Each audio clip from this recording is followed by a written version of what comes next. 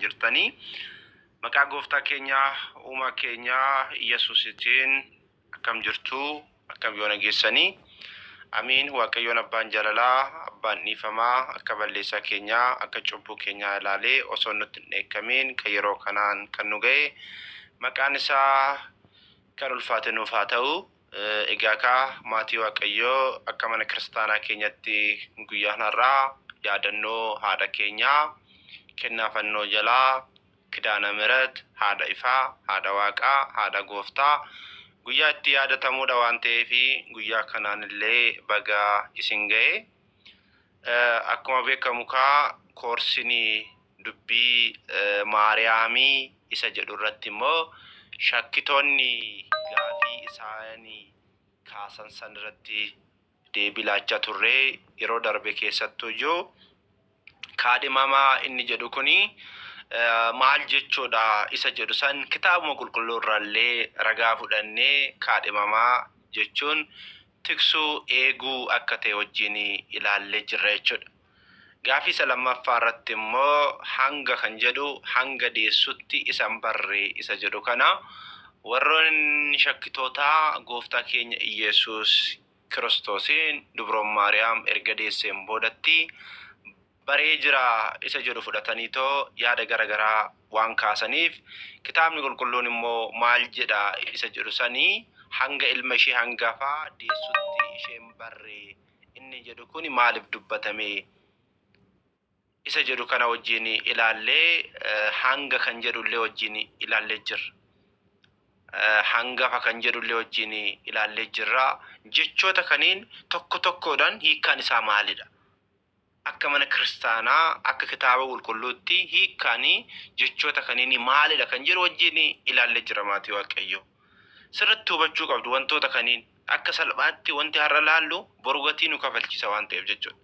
Hanga ilma ishee hangafaa deessutti ishee hin barre kan jedhu hanga kan jedhu kuni hanga dhuma qabuun jira hanga dhuma immoo hin qabne akka jiraatu ilaallee turre.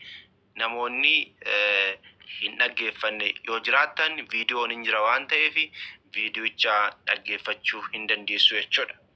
Har'aaf garuu isa dhumaati irratti yeroo darbe muddamnee kan addaan nuti baane keessaa maalidha? Hin beekne yookiin hin barre inni jedhu kuni hiikkaa maalii qaba isa jedhu sanii wajjin ilaalla jechuudha. Hin barre yookiin hin beekne inni jedhu kuni akka kitaaba qulqulluutti hiikkaa isaa maalidha waan jedhu sanii wajjin ilaalla jechuudha. Isas hiikkaa lama qaba. Inni jalqabaa hin barre yookiin hin beekne jechuun hundi keenya iyyuu hiikkaa kallattiitiin jechuudha. Hiikuma kallattii. Amma namni tokko hin barre hin beekne yoo jenne maal jechuudha? Yookiin immoo hin baree yookiin ni beekee jechuun maal jechuudha? Hubateera galeefii jira bakka jechuudha. Hiikuma kallattiitiin. Isa kanallee immoo kitaaba qulqulluu irratti nuuf ibsa. Seera uumamaa boqonnaa 9 lakkoofsa 24 irratti akkana jedha. Nooyi jedha daadhii waynii dhugee machii keessaa yeroo dammaqu waan mucaan isaa xiqqoon isa irratti hojjate ni baree jedha. Gartanii? Ni baree jechuun maal jechuudha?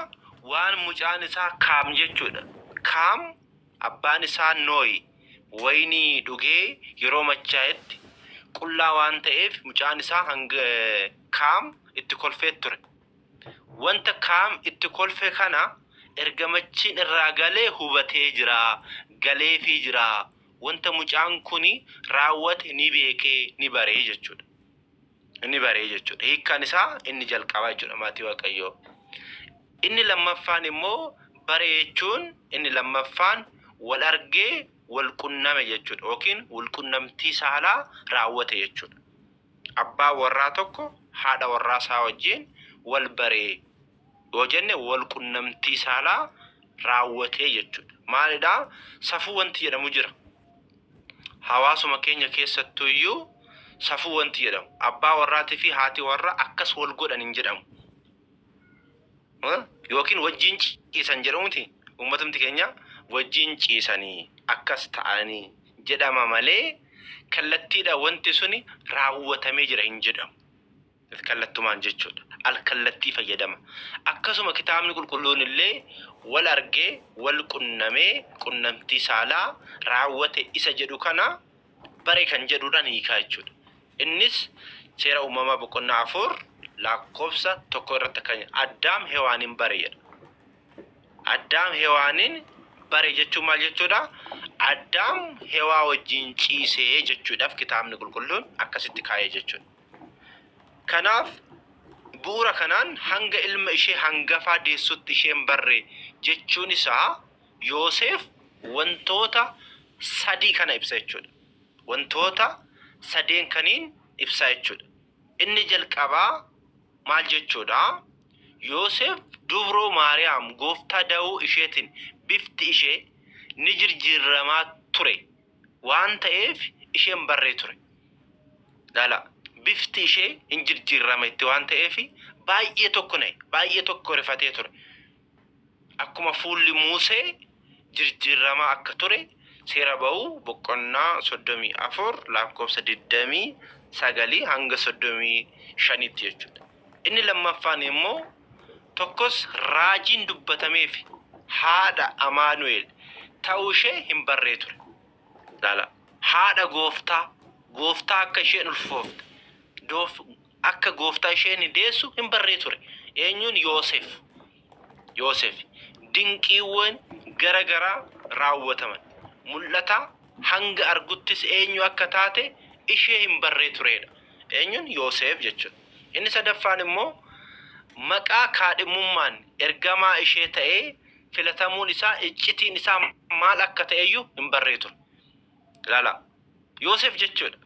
Akkuma yeroo darbee mana amantaatirra lubni Zakkaariyaas kadhannaa taasisee Waaqayyoon namoota haati manaa jalaa boqatte ulee isaanii walitti qabi ulee 1985 walitti qabee ulee sanirratti kadhannaa taasisee uleen Yoosef garuu daraaraa baaftee akka bulte wajjin ilaallee turre yeroo darbe.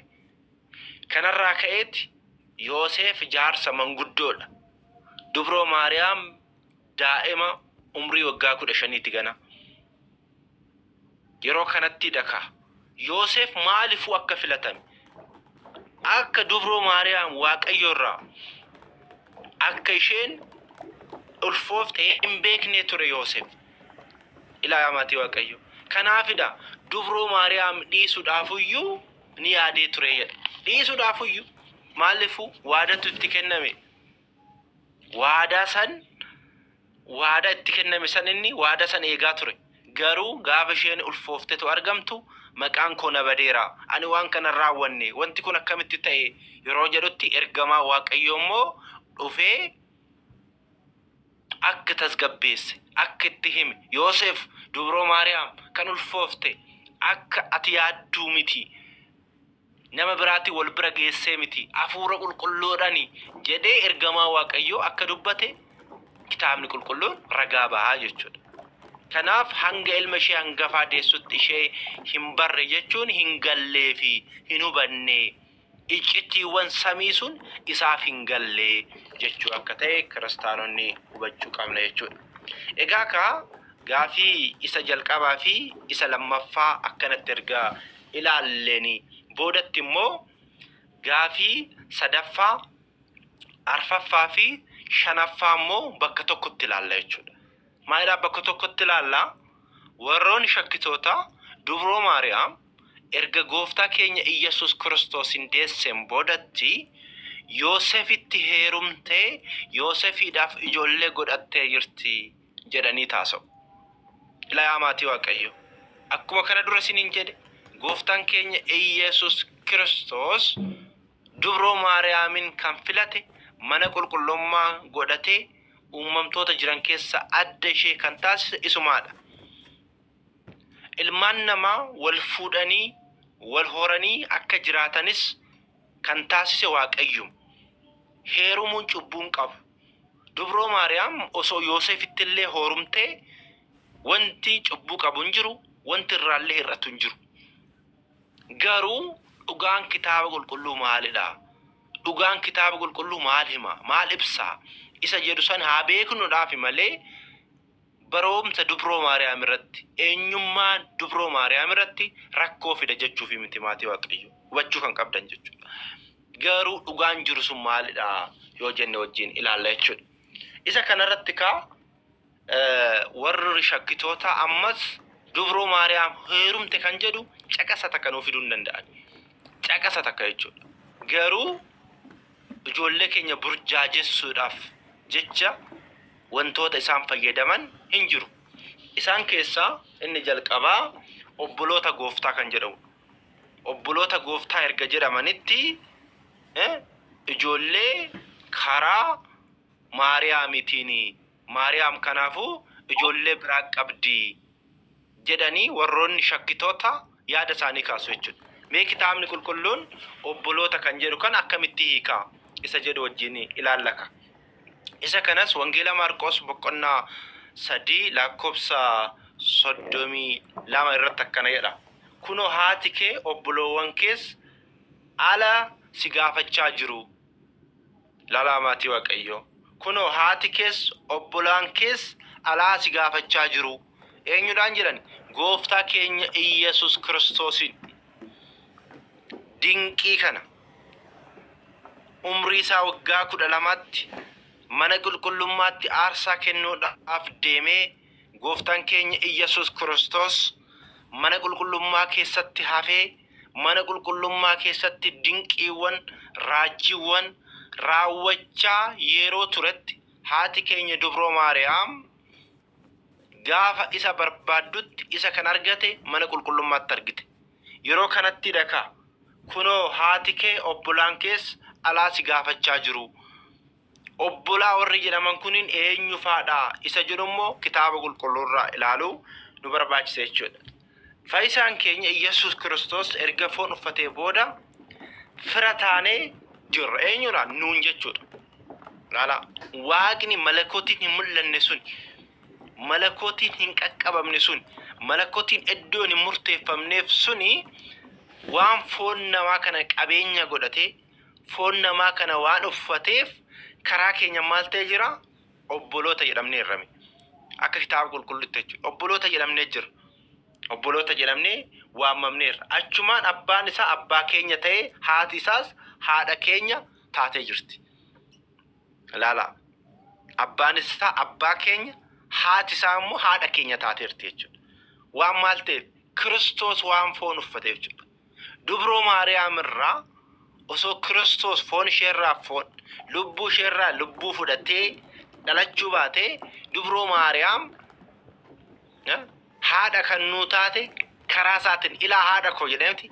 Ilaa haadha koo, ilaa haadha kee jedhee karaa Kiristoositiin nuuf kennamtee jechuudha. Haa ta'u malee fannoo irratti karaa Yohaannisiin dabarfamtee akka nuuf kennamte hubachuun ni danda'ama. Kunis gooftaan keenya Iyesuus Kiristoos Yohaannisiin kunoo haati kee jedhee ibsee jira jechuudha. Kunoo haati kee. Kanaaf dubroo Maariyaam nuuf maalidha? Haadhaadha jechuudha. Nuti immoo ijoollee isaati jechuudha. Erga immoo nuti ijoollee isaa taanee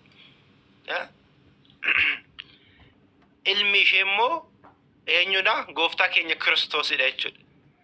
Kanaaf nuti obboleewwan eenyutti jedhamnerra jechuudha? Obboleewwan Kiristoos illee jedhamna jechuudha. Karaa maalitiin? Karaa foonitiin jechuudha. Foonitiin. Foon namaa waan uffateef jechuudha gooftaan keenya Kiristoos. Kanaan booda firummaadhaan duukaa waan bu'aniif namoonni garagaraa obboloota gooftaa jedhamanii waamamanii jiru. Laala karaa Yoosefiitiin ijoolleen Yoosef gooftaa keenya Kiristoosiin duukaa kan bu'an mana tokko keessatti kan wajjin guddatan obboloota jedhamanii jiru jechuudha akka kitaaba qulqulluutitti. Gooftaanis aangoo isaatiin du'a moo'ee erga ka'een booda Maariyaam ishee Maqdalaawiin yommuu ergu akkana jedhee ture. Laala gooftaan keenya Iyesuus Kiristoos waa'ee kanarrattu maal jedhe akka dubbatame wajjin ilaallu. Iyesuus ammoo anan qabin ani amma iyyuu gara abbaatti ol hin baane gara obboloota koo dhaqi. Laala gara obboloota koo dhaqi ani gara abbaa kootii fi gara abbaa keessanitti gara waaqayyoo kootii fi waaqayyo keessanitti ol nan baa jedhii isaaniif anaaf himi jedhee ishee abboomee jira. Wangeela Yohaannis boqonnaa 20 lakkoofsa 17, Wangeela Maatiyos boqonnaa 28 lakkoofsa 10 irratti jechuudha. Amma yoo akkanatti yaanne ka gooftaan keenya Iyesuus Kiristoos eenyudhaan akkas jedheedha. Obboloota jedhee kan waamee jira duukaa bu'oota. Warroota Kiristoosin duukaa bu'anii isaanidhaan maal jedhee waameera? Obboloota jedhee waameera. Obboloota jedhee waamee jedhe. Egaa gooftaa yommuu kana jedhu haati isaa dubroo Maariyaam ta'uu ishee fi akka abbaatti kan inni biratti guddate Yoosef ta'uusaa beekamaadha. Yoosefidhaan jechuudha. Abbaa jedheera achitti waan guddateef jechuudha. Abbaa waan jedheef ilma Yoosefiiti jechuu keenyaa miti. Mana Yoosef keessatti waan guddate. Yoosefin akka abbaatti waamamee jira jechuudha akka kitaaba qulqulluutti. Obboloota isaa kan jedhaman ijoollee Yoosefidha. Abbaa kan jedhame Yoosef yoo ta'u, obboloota kan jedhaman immoo eenyufaadha? Ijoollee Yoosef. Yoosef haati manaasaa jalaa boqatteerti. Ijoollee qabaa ture Yoosef. Ijoollee isaallee immoo wajjin ilaaluu dandeenya. Iyesuus Kiristoos waliin haala baramin obboloota koo, obboleessa koo waliin jedhanii isa waliin kan guddatan obboloota isaa jedhamanii jiru. Jechi obboleessa jedhu aadaa Israa'elootaa keessatti bakka guddaa qabaa ture. Kanas akka armaan gaditti ilaaluu hin dandeenya maatii Waaqayyo. Jechi obboleessa jedhu kun akka seera Israa'elootaatti miti. Akkuma aadaa keenyattuu fudhaa. Namni tokko mana tokko keessatti yoo guddate obboloowwan hin jedhamu, obboloota jedhamu. Isa bichaa miti ijoolleen dubroota obboloota jedhamu. Inni biraa guddifachaa kan jedhamutu jira. Obboloota jedhamu. Obboloo jedhamuudhaaf dirqama gudeeda tokko keessaa bahee jechuu bichaa miti. Abbaa fi haadha tokkorraa dhalatan dirqama kan jedhu hin jiru. Akkuma kitaaba qulqulluutti illee akkuma aadaa akkuma safuu uummata keenyatti illee olaalle jechuudha. Mana tokko keessatti kan guddatan. Akkasuma kitaaba qulqulluu irratti illee waa'een kana keessattuyyuu aadaan biyya Itoophiyaa jedhamu kuni aadaa Israa'elootaati. Baay'inni isaa jechuudha. Aadaa Israa'elootaaf fudhannee dhufne. Amma fakkeenyaaf kitaannaa laaluu dandeessu. Yoo namni du'ee baqe fireeffa dhiquutu jira. Akkamitti akka awwaalan wantoonni baay'een aadaa Israa'elootaati. Nuti kan raawwannu jechuudha. Kanaaf haala saniin haa hubannu. Mee akka kitaaba qulqulluutti maal jedhaa? Ijoolleen biyya tokko obboloota jedhamanii jiru. Ijoolleen biyya tokko. Amma nuyi fakkeenyaaf yoo nagaa wal gaafannu obbolootaan koo jennaa miti. Qulqullichi Phaawulos illee maal jedhedha? Obboloonni waliin jaalalaan yoo jiraatan gaariidha jedha. Maal jechuudha? Warra Kiristoosin amananii, warra Kiristoosin deddeebi'an wajjin yoo jiraatan obboloota jedhamu jechuudha. Ijoolleen biyya tokko obboloota. Namni biyya tokkotti dhalate yookaan lammummaa tokko ta'e warroonni qaban illee obboloota akka jedhamanii kitaaba qulqulluu irratti barreeffamee jira. Mee fakkeenyaaf Museen yeroo jabaa ta'etti gara obbolootaa dhufeedha. Obboloota isaatitti dhufee biyya Fara'oonitti guddate biyya san keessa gara obboloota isaatti dhufeedha. Agartanii? Gara biyya isaatti dhufee jechuudha. Isa obboloota isa jedhaman kana yoo hiikne jechuudha. Hiikaan obboloota jedhamu kana jechuudha. Seera bahuu boqonnaa 18 lakkoofsa boqonnaa 13 lakkoofsa 8 irratti arganna jechuudha maatii Waaqayyoo. Kanaaf inni biraa immoo namoonni maatii tokko keessa jiranillee obboloota jedhamanii jiru. Maatii tokko keessa akkuma duratti isiniin jedha akkuma aadaa biyya keenyatti tuyyuu maatii tokko keessa jiran. Isa kanallee immoo akkana jedha wangeelli. Abrahaam Looxidhaan nuyi obboloota waan taaneef anaa fi si jidduutti tiksoota koo fi tiksoo kee jidduutti lolli akka hin jiraanne nan si kadhadhaa jedheen. Seera uumamaa boqonnaa 13 lakkoofsa 8 irratti ilaala. Abrahaam Looxidhaan jechuudha. nuti obboloo waan taane obbolootaa miti garuu jar abbaa fi haadha tokkorraa warra dhalatanii miti. Yes garuu firoota maatiidha garuu maatiidha. Ilma eessumaati.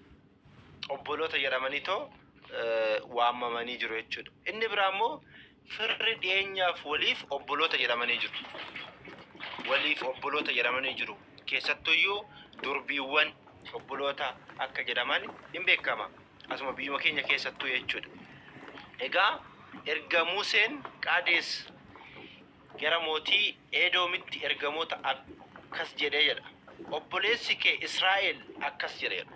Dala obboleessi kee Israa'el wajjin kan dhalatee miti garuu obboleessi kee Israa'el jechuudhaan seera lakkoofsa boqonnaa 20 lakkoofsa 14 irratti nuuf maal godhee jira ibsee jira jechuudha. Walumaa galatti maatii Waaqayyoo hubachuu beekuu kan qabnu obboloota inni jedhu kuni dirqama gadaamessa tokko keessaa bahani jechuu akka hin taane haa hubattanii ifani waan kana wantin kaase jechuudha. Keessattuu warri shakkitoota waan kana kaasanii dubroo Maariyaam akkas jedhanii waan odeessaniidhaa fi wantoota kana hunda isaatuyyuu wanti kaafnee fi jechuudha. Kanaaf amantaa tokko keessa kan jiraatan mana tokko keessatti kan guddatan ijoolleen biyya tokko obboloota akka jedhaman kitaabni qulqulluun nuuf ibsa jechuudha. Walumaa galatti gooftaan keenya Iyyesuus Kiristoos tokkicha ilma dubroo Maariyaamiti. Dubroo Maariyaamis dubra turtee yeroo ulfoofte sanittillee dubraadha, yeroo deessellee durbaadha, achiin boodallee dhiira kamiiniyyuu hin beektudha. Walumaa galatti barumsi mana kiristaanaa jechuudha.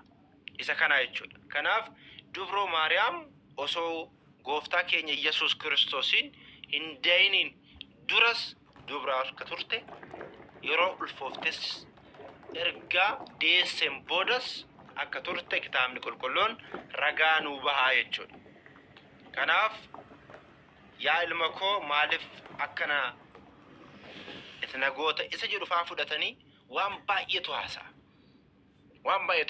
Warroonni shakkitoota dubroo Maariyaam irratti wanti isaan hin haasofne hin jiru maatii Waaqayyoo. Wanti isaan hin haasofne hin jiru. Kanaaf kana hubannee kana beeknee deddeebi'uun kiristaanota hundarraa eegama jechuudha. Kanaaf gooftaan keenya Iyyesuus Kiristoos haadha isaa dubroo Maariyaamin jalqabuma filateera.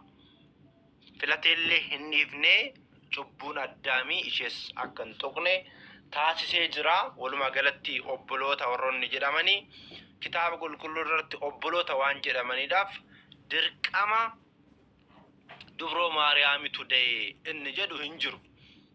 Yoo qabaatan ragaa nuuf haa kennanii kiristaanonni haala saniin haa hubannu jechuudha. Isa kana asirrumatti dhaabneeti gaafii isa biraammoo Taammira Maariyaamii kitaaba jedhu wayit irratti illee immoo gaafiin kaasu isa kana wajjin ilaalla jechuudha. Itti fufnee maatii Waaqayyoo inni nagaamaa miti. Barsiisaa Gadaa Fiqir Habib barsiisaa Rabbirraa baga nagaan dhuftee ittaan Sudaan gaafiin inni lammaffaa immoo ajaa'iba Maariyaamiin hojjette isa jedhu irratti gaafiiwwan hin ka'a. Isa kana irratti maatii Waaqayyoo dursee osoo deebii kana hin deebisini wantan isin hubachiisu tokko jira. Wanti kiristaanni kamiyyuu hubachuu qabu. Wanti kiristaanni kamiyyuu beekuu qabu. Manni kiristaanaa Ortodoksii shakkitoota wajjin kan itti wal mormitu kitaaboleen gurguddaan lamatu jira. Irrasini deebi'a. Manni kiristaanaa amantaa Ortodoksii Tawaahidoo kitaabni isheen shakkitoota fuuldura ittiin dhaabbattu yookiin ragaa godhattee ittiin mormitu kitaabolee lamatu jira. Inni jalqabaa kitaaba guddicha kitaaba qulqulluudha yookiin macaafa qulqulluu matsaaf quddus isa jennu sanidha. Ragaan keenya isaadha. Garuu immoo kitaaba qulqulluun kun hiikaa waan barbaaduuf dubbii abbootaa waan barbaaduuf kitaabni biraallee immoo kitaabuma qulqulluu kana keessa kan ba'e abboonni yaa'iiwwan adda addaa irratti waan isaan barreessan wanta isaan dubbatan shakkitootaaf deebii isaan yeroo itti deebi'asan waa'ee iccitii Sillaasee, waa'ee iccitii Siggaawee, waa'ee iccitii Cuuphaa, iccitii Qurbaanaa, iccitii du'aa ka'umsaa irratti gadi fageenyan kitaabni keessatti barreessan immoo kitaaba abbootaa yookiin amantaa abbootaa yookiin Amaariffaan immoo ሃይማኖተ አበው isa jedhamutu jira jechuudha. Kitaaba lama isiniif eereen jira. Kitaabni qulqulluun jira, inni biraa immoo matsaafa yookiin kan Aboo kitaabni jira. Kitaaboleen kuniin kitaaboleen kamiyyuu kan ittiin madaalamanillee kitaabolee kaniin jechuudha. Kan ittiin madaalamanillee jechuudha. Kanaaf ragaan keenya inni guddaan kitaabolee kaniinii jechuudha. Kitaabumti qulqulluun iyyuu maddi isaa eenyoo jenne kitaaba eenyoo jenne mana kiristaanaatiidha. Jalqabas kitaaba yookiin macaafa qulqulluu kan nuuf kenne mana kiristaanaati. Ammallee kitaaba qulqulluu of eeggannoodhaan kan hiiktu mana kiristaanaati jechuudha. Kana sirriitti hubachuu qabna, kana sirriitti beekuu qabna. Isaan ala garuu kitaaboleen baay'een mana kiristaanaa keenya keessatti kitaaboleen barreeffaman baay'eetu jiru. Kitaabolee manni kiristaanaa fudhatte jira. Kitaaba immoo manni kiristaanaa iyyuu hin beekne gubbaan isaa kan mana kiristaanaa fakkaataa, keessi isaa immoo kan ajaa'u, keessi isaa immoo alagaa kan ta'e kitaabolee baay'eetu jiru jechuudha.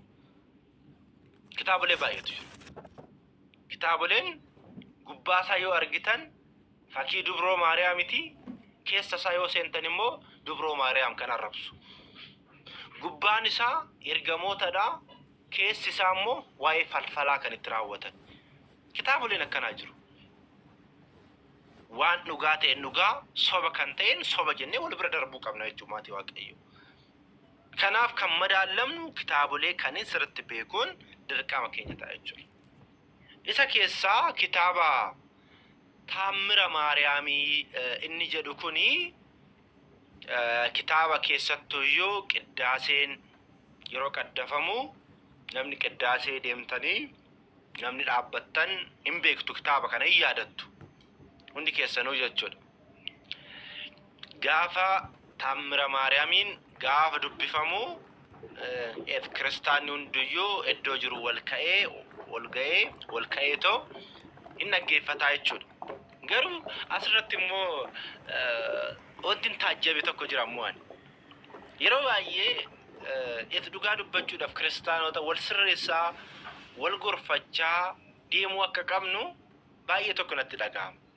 Baay'ee tokko duubattis habnee jira. Shakkitoota bichaa miti. Nuuyyuu mataan keenya shakkitootadhaaf balbala banneerra. Baay'ee tokko wallaalummaa keenyarraan kan ka'e jechuudha. Fakkeenyaaf kitaabni qulqulluun yookiin Taammira Yesuusiin gaafa dubbifamu namni hin taa'a. Taammira Maariyaamiin gaafa dubbifamu immoo namni hin ka'a. Argitanii beektu laata kana?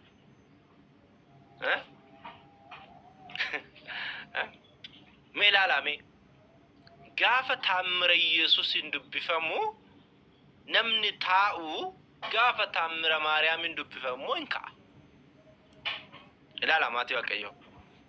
Akkamitti akka yaannu ilaalchi keenya maal akka ta'e yeroo tokko baay'ee tokko na rakkisaan. Waaqayyoon qaama kamiiniyyuu hin madaallu, qaama kamiiniyyuu hin bikkinu. Waaqayyoon yaadunuyyuu mataan isaa cibbuudha. Ilaala. Dubroo Maariyaamis kan filate isaadha. Dubroo Maariyaamillee kan kabajnu kallattii Waaqayyootiin, kallattii Kiristoositiin. Nuumiti kan filate kanuma durallee akkuma jedhe. Artanii? Taammira Maariyaamiin kan madaa'anii alamii kan Yesuus Amaanu'eel yoo dubbifamu teessee gaafa Taammira Maariyaamiin dubbifamu yoo kaatu sammuu kee keessa maaltu jira? Sammuu kee keessa maaltu jira laata? Maal yaade laata? Kana beekuu qabna kiristaanota. Yookaan taamira Yesuusin gaafa dubbatamullee dhaabbannee sodaadhaan dhaabbannee waaqayyoodhaaf galata galchaa dinqii isaa san dhaggeeffachuun dirqama ta'a. Waan teesseef waan kaateef illee miti baazawee. Cubbuu jechuu kiyyaa miti. Garuu namni maal nurraa barataadha? Namni nurraa maal barata? Gaafa taamira Yesuusin dubbifamu teessee gaafa taamira Maariyaamin dubbifamu yoo kaatu namni waan tokko hin beekne maal nurraa barata? Nuti beekne yoo goone uummata akka rakkoon hin jiru. Yoo hin beekne garuu ilaalaa warri suni Yesuus caalaa Maariyaam kabajaa jira kan jedhu dogongora keenyan namni biraa baduu danda'a jechuudha. Kana sirriitti beekuu qabna kiristaanota. Kana sirriitti beekuu qabna. Kanaaf taamira Maariyaamin kitaabni kun mana kiristaanaa keenya keessatti sirna galatoo irratti sirna qiddaasee irratti kitaaba dubbifamuudha. Yeroo duriitii fi jalqaba dubbifamaa akka ture abboonni hin dubbatu. Kitaabni kun jalqaba osoo qiddaaseen hin jalqabaminiin dura osoo aaduun hin jedhaminiin dura akka dubbifamuudha. Uummanni keenya qiddaas irratti waan hin argamneef uummanni kan dhufu erga qiddaaseen dhumatee waan ta'eef uummata dhageessifna jedhaniiti abboonni garamitti dabarsanii qiddaaseen erga dhumatee dubbisuu eegalanii jechuudha. Dubbisuu eegalan. Kanaafuyyuu waa'ee macaafa kanaa mee erga ammana jennee kitaabni kun eessa maddisaa maalidha yoom barreeffame isa jedhu san immoo kitaabni taamira Maariyaam jedhamu kun kitaabota dabtaroota keessaa tokko yoo ta'u qabiyyeen isaa macaafa qulqulluu waliin kan walissiman akkasumas kitaaba ajaa'iba Maariyaamii hojjete jedhamee yoo barreeffames seenaa kitaabichaa keessatti barreeffame garuu jecha kana kan faallessuu fi seenaa kabajamtuu haadha gooftaa keenya Dubree Maariyaam waliin tasuma akka walii hin qabanne kitaaba sheekoo dabtaroonni akka yaada mata duree isaaniitti barreessuun uummata burjaajessanidha kan jedhu yaadni biraallee immoo jira. Waa'ee maalitirratti? Waa'ee taamira Maariyaamitirratti jechuudha. Akkuma yeroo jalqabaa ani isiniin jedhe taamira Maariyaamii kitaaba jedhamu kanarratti wantoonni fooyya'u jira, wantoonni fooyya'uun illee immoo jiraachuu danda'u. Isa eenyutu hiikuu danda'a? Abbootatu hiikuu danda'a. Aangoo kan qabu abbootadha. Nuti garuu amma akka warri shakkitoota haasa'anitti kitaabni kun sheekodha. Sheekoo dabtaroonni barreessanidha. Akkasiiti jennee haasa'uu hin dandeenyu amma nuti. Warri shakkitoota garuu haasa'uu hin danda'u. Garuu seenaa kitaaba kanarratti yoo hubannu taamira Maariyaamin jaarraa jaaffaa keessa kan barreeffame yommuu ta'u kan barreessanis mootii bara sana fi hundeessaa amantaa ortodoksii Atsee Zara Yaaqoobii jedhaniitu haasa'u. Laala hundeessaa amantaa ortodoksii eenyudha jechaa jiru sanitti fakkaate? Atsee Zara Yaaqoobii amantaa ortodoksii kan hundeesse nama kana reemaatii waaqayyo. Kana dhiisaatoo wangeelli gara biyya keenyatti iyyuu kan dhufe waan sin ajaa'ibu gooftaan keenya Yesuus Kiristoos ol ba'ee osoo waggaan guutinidha. Bara 34ttidha wangeelli gara Itoophiyaatti kan dhufe jechuudha. Warroonni shakkitoota garuu kitaaba kana xureessuudhaaf Dubroo Maariyaamin waan hin jaalanneef kitaabni kun kitaaba sheekoti. Kitaabni kun kitaaba akkanaati. Hundeessaa amantaa ortodoksii kan ta'e Zara Yaaqoobiidhaan barreeffame jechuudhaan yeroo isaan haasa'anii ni dhageenyaa jechuudha. Walumaa galatti kitaabni kun kitaaba manni amantaa keenyaa ortodoksii kitaaba fudhattuudha. Kitaabni kun qiddaasee irratti illee kitaaba dubbifamuudha jechuudha. Walumaa galatti kitaaba manni kiristaanaa amantaa ortodoksii sirna kidaanii irratti illee sirna galatoo irratti illee raawwatamuudha waan ta'eef akka warri shakkitootaa akka haasa'anitti sheekoo osoo hin taane manni kiristaanaa amantaa ortodoksii ilaaltee kitaaba kana ilaaltee kitaaba itti fayyadamtuudha waan ta'eef haala saniin haa hubannu. Osoo kitaabni kunuyyuu immoo dogongoraayyuu qabaate eenyudhaan sirreeffama? Yaa'ii abbootatiin jechuudha. Dogongora qabaachuu danda'a. Jala sararlee gonkuma akkuma kitaaba qulqulluu san dogongora qabaachuu hin qabu jennee irratti cichuullee hin qabnu. Dogongora immoo yoo qabaate abbootaan ilaallamee yaa'ii abbootatiin maal ta'a hin sirreeffamaa jechuudha kitaabichi. Kanarratti kaamee gaafiiwwan muraasa ka'an isaa wajjin haa ilaallu. Keessattuyyuu akkana jedha. Ajaa'iba kabajamtuu haadha keenyaa Dubroo Maariyaam kan dhaggeeffate akka foonii fi dhiiga isaa fudhatetti ni lakkaa'amaa fi isa jedhu kana fudhataniiti warroonni shakkitoota gaafii baay'een kaasu jechuudha. Har'aaf isa kana bichaa wajjin ilaalla jechuudha. Maal kan jedhu wajjin ilaalla? Ajaa'iba kabajamtuu haadha keenyaa Dubroo Maariyaam kan dhaggeeffate akka foonii fi dhiiga isaa fudhatetti ni lakkaa'amaa. Isa kana hundi keessanoyyuu inni dhageechu jedhee tayyaada. Yeroo baay'ee qiddaasee irratti hin dubbatamu. Osoo wanti kun hin dubbatamin hinaaf waan ta'eef jechuudha. Yeroo baay'ee hin dubbatamaa hundi keenyayyuu hin dhageenya. Garuu maaliidhaaf dubbatame? Maaliidhaaf jedhame? Dhuguma dhiigaa fi foon gooftaa keenya Iyyasuus Kiristoos dubbii nuti dhaggeeffanne saniin bakka bu'aayi. Yoo jenne jala sararree kiristaanni kamiyyuu beekuu kan qabnu addunyaan tun osoo walitti cafallaqamte, walitti moommaate kan dhiiga Iyyasuus Kiristoos bakka bu'u hin jiru. Jala sararaa amanaa kana. Manni amantaa ortodoksiillee akkasuma jettee barsiifti. Garuu kitaaba kanarratti immoo maaliidhaaf akkas jedhamee barreeffame? Isa jedhu sana immoo wajjin ilaaluun dirqama nuti ta'a jechuudha. Maaliidhaaf akkas jedhame? Maaliidhaaf dubbatame? Isa jedhu sana wajjin ilaaluun dirqama nuti ta'a. Maaliidhaaf jedhame? Abboonni maaliif kana dubbatan? Yaada kanarratti yaadota baay'eetu jiru waan ta'eef isa san walumaa galatti wajjin haa ilaallu.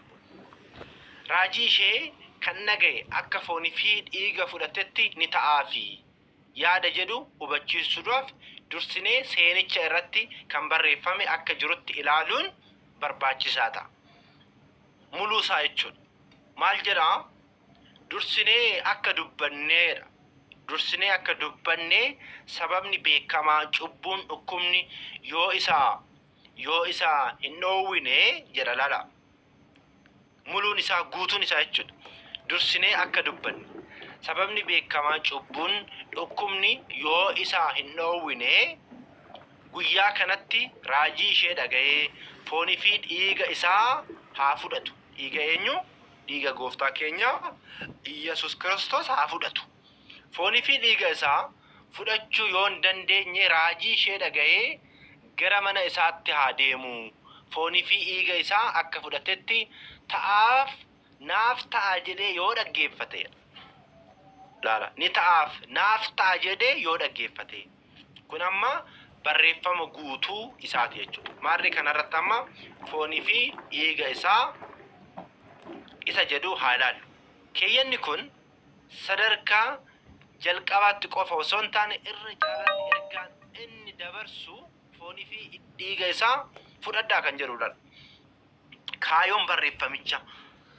Kaayoon barreeffama kanaa inni guddaan dhiigaa fi foon gooftaa fudhadhaayi. Yoo fudhachuullee immoo baattan abdiin kutatinaayi. Na jala darbe jettanii abdii akka hin kutanne. Dhibee kootirraa ka'ee waan an dhukkubsadheef kabajamaa dhiigaa fi foon gooftaa hin fudhanne jettanii hin gaddinaayi. Abdiin kutatinaayi jechuudhaaf abboonni kan dubbatanidha. Jecha kanarratti jechuudha. Akkasuma fitaanigistii irratti qidaamee shaaramtee kidaan shoortiin isa jedhu irratti walitti qabamuu foonii fi dhiiga isaa fudhadhaatii isinitti haa toluu jedha.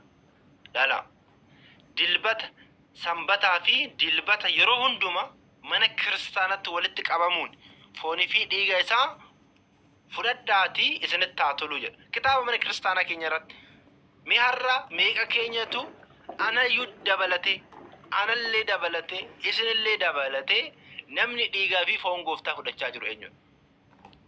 Dhugaa dubbachuudhaaf manni amantaa ortodoksii wanti ishii milkoofteen gamoo ijaaruudhaan milkooftetti maaliidhaan miidhamte? Ijoollee isheetiin kisaarteerti. Biyyoota akka Gibsi, Hindii, Armaayik, Sooriyaa yoo deemtan namni tokko qiddaasee deeme taanaan dhiigaa fi foon gooftaa fudhateebba. Keenya garuu hin jiru. Kanaafidha kan manni kiristaanaa sanbataa fi dilbata hundumaa mana kiristaanatti walitti qabamuudhaan foonii fi dhiiga isaa fudhadhaa isinitti haa toluu jedha. Fudhadhaa itti ilaala manni kiristaanaa. Fitaa Nigistii irratti jechuudha. Fitaa Nigistii mana kiristaanaa keenya irratti barraa'e jechuudha. Kanaan qofas osoo hin taane abbootiin gammoojjii keessa jiranii fi ergamaa Waaqayyoo kan geessu sanbataadha jedhamee amanama jechuudha. Garuu bu'uura sirna mana kiristaanaa namni tokko foonii fi dhiiga gooftaa hin fudhanne wantoonni taasisan jiru. Wantoonni sun yoo isa qunname nama sana yoo qunname dhiigaa fi foon gooftaa yoo hin fudhanne ta'e namni sun akka hin gaddineef akka hin yaaddoofneef wanti kun barreeffame malee dhiigaa fi foon gooftaa bakka bu'a jechuu miti jechuudha. Isa jalqabaarratti. Isa lammaffaarratti immoo mana kiristaanaa hin hafina jechuudha. Laala mana kiristaanaa hafuu akka hin qabne osoo dhiigaa fi foon gooftaallee yoo hin fudhannellee ta'ee mana kiristaanaa hafuu akka hin qabne. Sababoota kanaa olitti caqasanii foonii fi dhiiga isaa fudhachuu yoo dhiisteyyuu foonii fi dhiiga isaa fudhadhu jettee manni kiristaanaa deemuu inni isinii foonii fi foon gooftaa ergan fudhanne mana kiristaanaa hin deemu jettee inni isinii gara mana kiristaanaa deemi qidaaseerra dhaabbadhu raajii Maariyaamii dinqii Maariyaamii dhaggeeffadhu jechuudhaaf abboonni kana kaa'anii jechuudha. Seensa kanaa foonii fi dhiiga isaa fudhachuun yoo isaaf hin danda'amne jedhame. Yoo isaaf hin danda'amne jedha laala. Yoo isaaf hin danda'amne.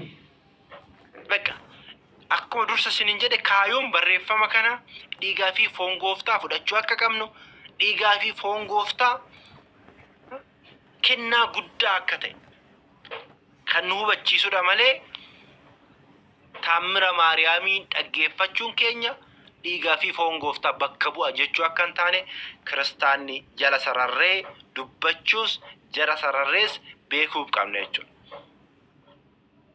Kana jechuun foonii fi dhiiga isaa fudhachuu dhiistuyyuu yookiin yoo qorrobuu dhiisteyyuu mana kiristaanaa hin hafinii kan jedhu jechuudha.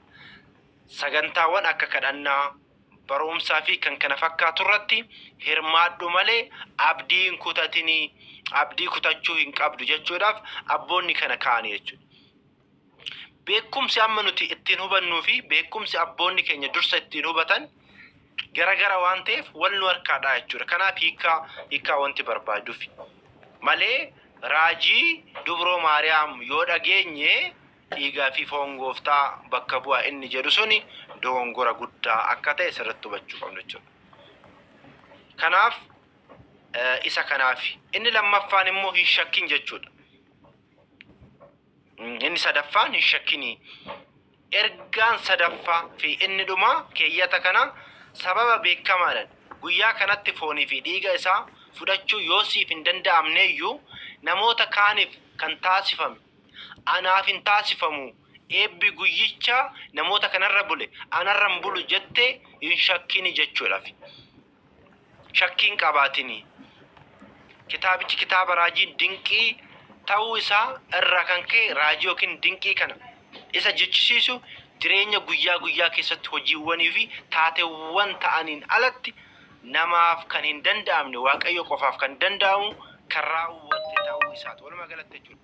Naaf ta'a jettee amantaadhaan kadhannaa irratti hirmaattee raajii ishee dhageesse karaa mana keetii yoo deemte eebba namoota guyyaa sana qorrobanii ni argatta jechuudha.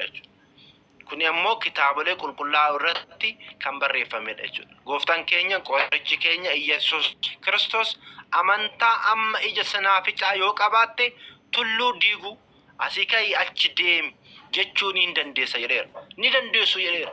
Waanan amantaa qabaachuudha. Amantii yoo qabaanne eeyyeen nuuf ta'a. Akka dhiigaa fi foon gooftaa fudhannetti nu lakkaawama jechuudha. Kana jechuudha kiristaanota kitaabichi kan haasa'uu kan inni barbaade jechuudha malee dhiigaa fi foon gooftaa bakka bu'a jechuu akka hin taane kiristaanni hundi keenya iyyuu hubachuu qabna. Beekuu qabna jechuudha. Kana yoo beekne kana yoo hubanne hin shakkinu jechuudha. Gaafiiwwan hedduutu jiru. Gaafiin Dubroo Maariyaam irratti ka'anii gaafii baay'eedha. Isa keessaa isa tokko bicha ammaaf wajjin ilaallee osoo dhaabne natti tola. Akkana kan jedhu jira. Dubroo Maariyaam addunyaan osoo hin uumamin akkamitti beekamte? Raajuma kana irratti raajii ishee kan irratti hin dubbata jedhanii warroonni shakkitoota hin kaasu. Isa kana maatii Waaqayyoo baay'ee irraan turan. Maal isinitti fakkaate? Waaqayyoodhaaf beekumsi daangaa qabaayidha. Ani wanti kaasuu barbaadu namni gaafii kana gaafatu. Giftiin keenya addunyaan uumamuu isaatiin dura yaada Waaqayyootiin yaadamtee ni jiraatti turte. Inni jedhu kuni osoo addunyaa kana hin uumin Waaqayyoon Addaamin akka kufu hin beeka. Addaamin immoo du'a keessaa kaasuudhaaf immoo Dubroo Maariyaam irraa akka dhalatus hin beeka Waaqayyoon. Beekumsi isaaf daangaa waan hin qabneef jechuudha. Waaqayyoon erga daangaa beekumsi isaa erga daangaa hin qabaannetti waan hundaayyuu hin beeka jechuudha Waaqayyoon. Isa kanaaf immoo yeroo sana jedha mooticha warra karaa mirgaa jiraniin abbaa koo kan isin eebbise addunyaan osoo hin uumamin dura mootummaa inni isiniif qopheesse akka dhaaltaniif kottaa jedha. Wangeela Maatiyoos boqonnaa 25 lakkoofsa 31 irratti jechuudha. Egaa ka osoo addunyaan iyyuu hin uumamin mootummaan bara baraa kan har'aayyuu hin banamne nuuf maal taateerte? Nuuf qophoofteerte jechuudha. Kanaaf Waaqayyoodhaaf beekumsi daangaa hin qabu. Kanaaf miti gooftaan keenya yaa abbaa addunyaan osoo hin uumamin waan na jaalatteef kan naaf kennite isaan ammoo ana waliin akka ta'aniif nan jaaladhaa jedhe. Wangeela Yohaannis boqonnaa 17 lakkoofsa 24 irratti jechuudha. Kanaaf nu kiristaanotaadhaaf Waaqni keenya uumaan keenya fayyisaan keenya yeroon isaa waan hin daangesneef eeyyen hin beeka. Eeyye Waaqayyo biratti yaadatamtee jirti kan jedhu deebiitti kennina jechuudha. Daawitis akkana jedha. Qaama koo hin ijaarramne. Qaama koo hin ijaarramne. Ijji kee na ilaalan. Mirgoonni koo uumaman hundi tokkoyyuu osoo hin hafin kitaaba irratti barreeffamanii. Kitaaba irratti barreeffaman. Waaqayyoon kana dhiisaa ta'u osoo hin uumamin iyyuu namoota baay'ee gadaamessa keessa osoo hin bahin akka filate kitaabni qulqulluun hin dubbata jechuudha. Kuni nuuf isa kanallee akkana jedha. Gadaamessa keessatti osoo hin hojjetin gadaamessa keessatti osoo hin hojjetin si beekeera. Gadaamessa keessatti si eebbiseera jechuun Ermiyaas boqonnaa 1 lakkoofsa 5 irratti illee immoo hin dubbata. Kunnuu fi beekumsa Waaqayyootiif nu warra Sillaaseetti amaneef beekumsi Waaqayyoo daangaa akka hin qabne ni amannaa jechuudha.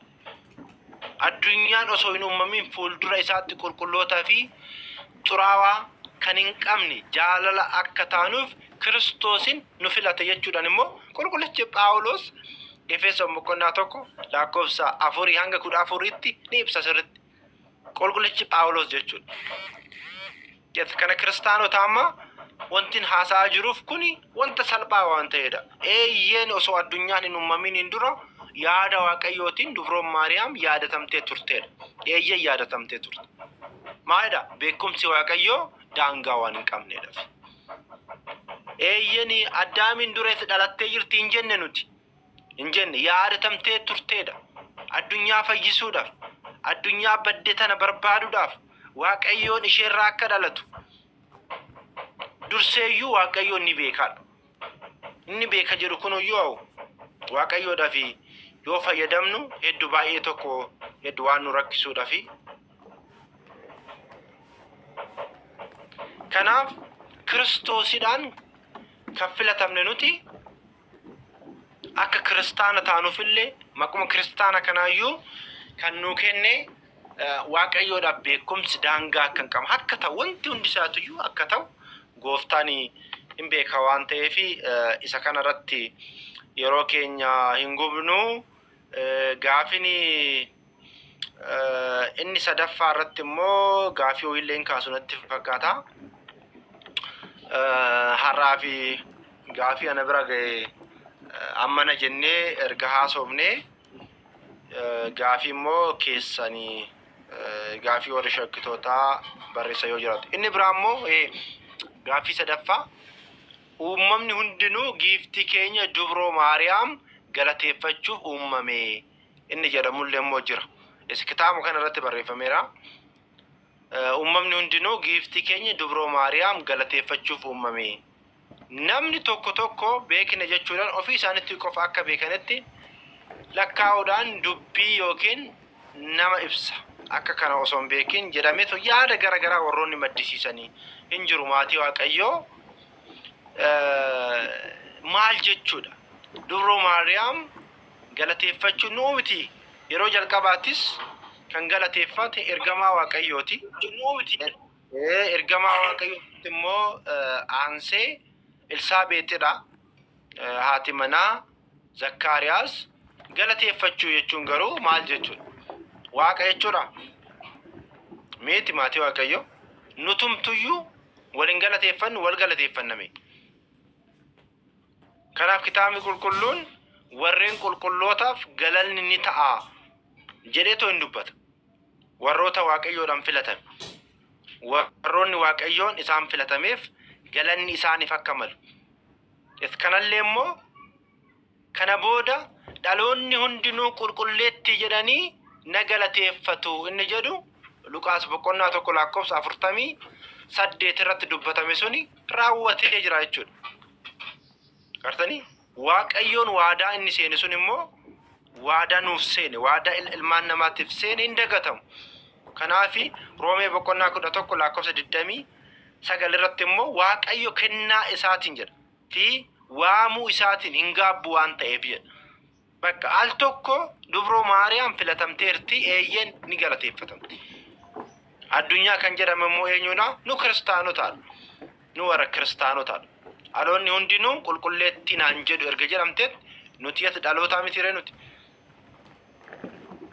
Dhaloonni hundinuu qulqulleetti naan jedhu itti dubroo Maariyaam eeyyen uumamni hundi giiftii keenya dubroo Maariyaamii galateeffachuuf uumame jechuun dhaloonni hundinuu qulqulleetti naan jedhu jechuudha. Waan biraatii miti bakka.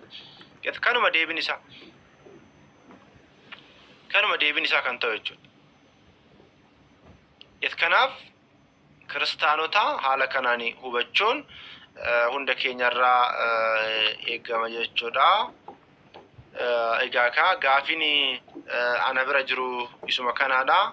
Gaafii biraa immoo yeroo biraa yoo akka tasaa gaafiin keessanii naqunname yoo jiraate guyyaa gaafa kamisaati moo guyyaa kam qabnaayyuu gaafa jimaataa yoo ta'es wajjin ilaalla jechuudha. Walumaa galatti koorsii keenya finneerra.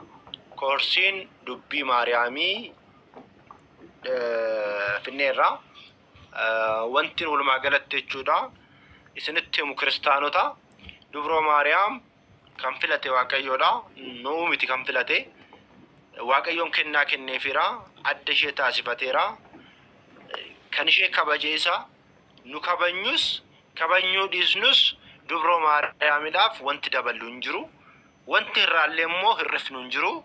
Dubroo Maariyaamin Waaqan jennee nuti Waaqa ishee galateeffachaa irraa kan ishee filate Waaqa waan ta'eef waaqa san galateeffachaa jirra.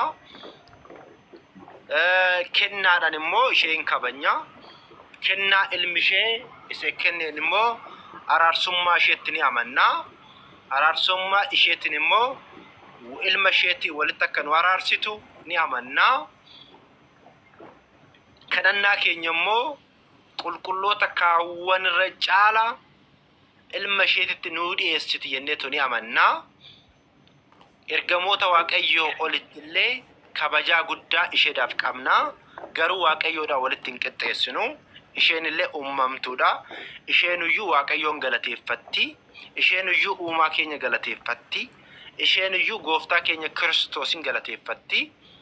Addunyaa kanarraa immoo kan isheedhaan madaalu illee immoo hin jiru uumamtoota keessa. Kan isheedhaan madaalu gonkumaa kana duras hin kaane ammas hin ka'u fuulduratti illee immoo hin ka'u. Kana jala sararree beekuu qabna.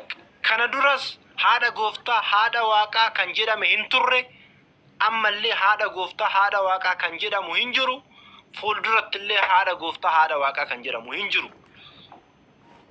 Dubrummaadhaan duras yeroo ulfooftes erga deesses dubra kan ta'e hin jiru ammas hin jiru. Dubroo Maariyaamiin ala. Kanaadha kaanuti. Kanaaf jaalalli dubroo Maariyaamitiif qabnu jaalala Kiristoos irraa maddeedha. Ija Kiristoositiin ilaalla. Haadha jedhamtee nuuf kennamteerti. Haadha keenyadha. Kadhannee isheerraa kadhannaan keenya deebii nu argata jennee amanna. Kanaaf guyyaan har'aa guyyaa 21 yaadannoo manni amantaa keenyaa Ortodoksii taasiftu keessaa guyyaa addaati. Guyyaan kuni maatii Waaqayyoodha. Gaafii yoo jiraate barsiisaa Gadaatti naa barreessaa. Teelegiraamiidhaan illee naa barreessuu dandeessu. Gaafiiwwan ka'anii fi guyyaa tokko wajjin ilaaluu hin dandeenya. Koorsii dubbii Maariyaam jedhamu guyyaa har'aa xumuramee jira. Guyyaan har'aa caamsaa bulii 21 koorsii dubbii Maariyaamii xumuramee jira. Nageenyi Waaqayyoo isin wajjin haa ta'u maatii Waaqayyoo. Warroonni sagalee kana dhaggeeffattan hundi keessaniyyuu araarsummaa dubroo Maariyaamiitiin araarsummaa ergamootaatiin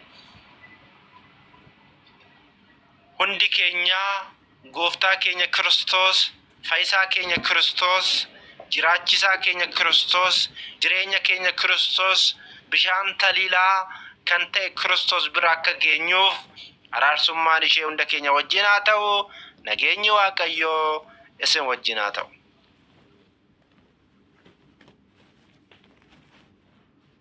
Ameen hunduma keenya